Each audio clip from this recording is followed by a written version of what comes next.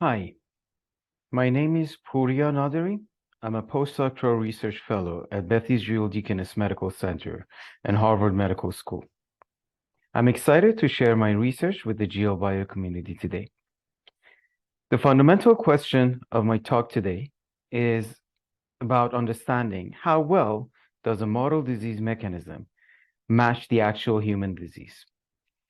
Therapeutic target discovery in complex diseases, including Alzheimer's disease, can benefit from addressing this question to close the gap between model systems and patients.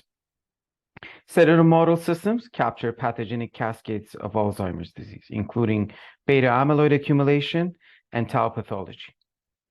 Treatment strategies have been successful in preclinical models, but there has been limited success in human clinical trials. The proxy to evaluate how well the disease is captured in model systems is pathological phenotype. When proxy is phenotype, we don't know if models and humans recruit the same set of genes and pathways to drive pathogenesis. In collaboration with our experimental colleagues at Mass General Hospital, we have developed a systems biology framework that matches pathogenic pathways across model systems and human disease transcriptomes.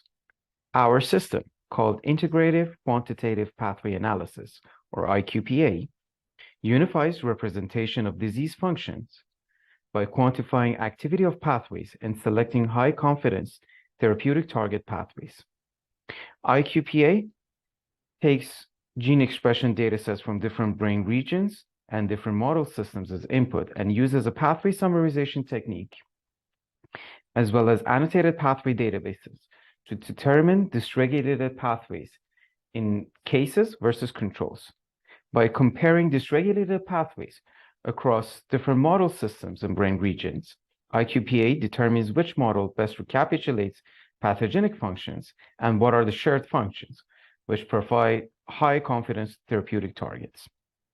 We compared multiple cellular models of Alzheimer's disease with heterogeneous brain regions of Alzheimer's disease patients, and we found that a three-dimensional cellular model with high amyloid beta 42:40 ratio and downstream tauopathy best recapitulated dysregulated functions across different brain regions. This cellular model had 83 dysregulated pathways shared with parahippocampal gyrus and temporal cortex datasets. Using a correlation assessment of similarity, we found that this model significantly and positively correlated with distinct brain regions.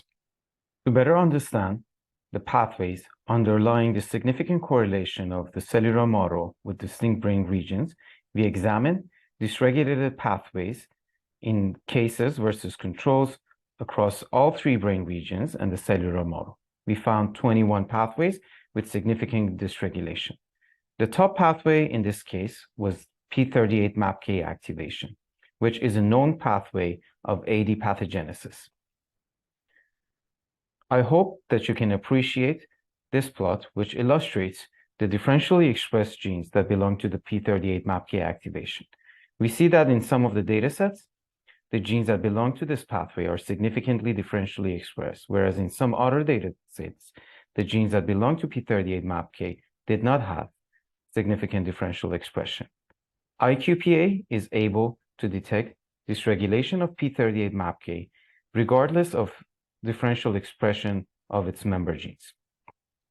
Next, we tested inhibition of p38 MAPK as a therapeutic target for Alzheimer's disease.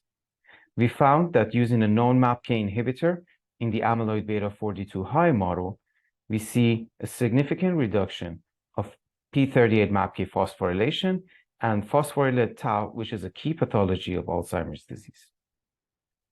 Finally, I would like to acknowledge our colleagues and our founders, Alzheimer's Foundation and National Institute of Health. Please share your questions with me through email or Twitter. Thank you.